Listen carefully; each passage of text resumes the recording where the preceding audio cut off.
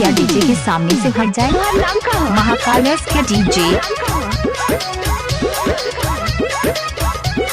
सुनो, मैंने कहा सुनो, कैसी प्यार सबसे अलग दिखे, इसमें कुछ ऐसा कर जाओ। मैंने कहा सन की दिमाग है, पत्थर मार दूंगा, यहाँ से दूर भाग जाओ।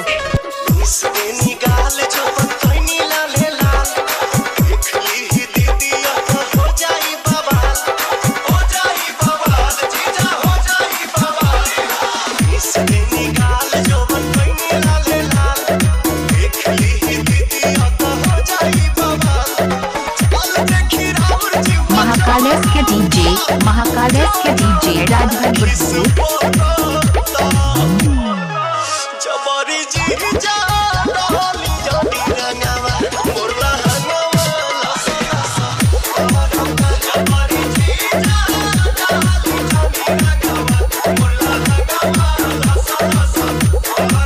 तकदीर को भी हरा के दिखाएंगे। अभी नीचे है, फर्स्ट रैंक पे भी आके दिखाएंगे।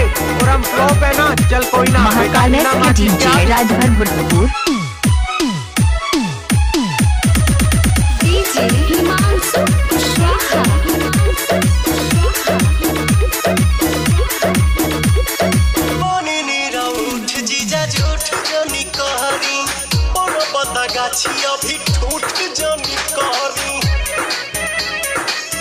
DJ SK Bhupendra Chandauli. Mobile number 63191991।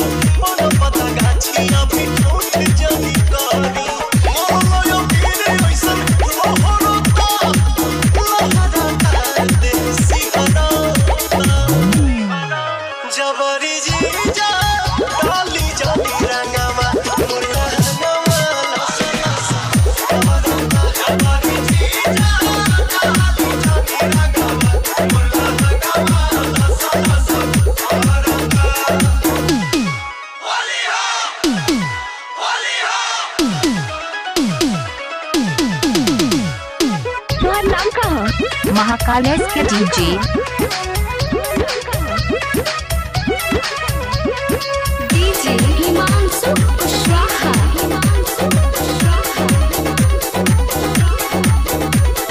दोसरा के धन बजाताई जानी हक जी, बनी हम कुमार होई सभका के सक जी। दोसरा के धन बजाताई जानी हक जी, बनी हम कुमार होई सभका के सक जी। ओवन की पक छोटा जी छको रोता, वरुण बिहारी जी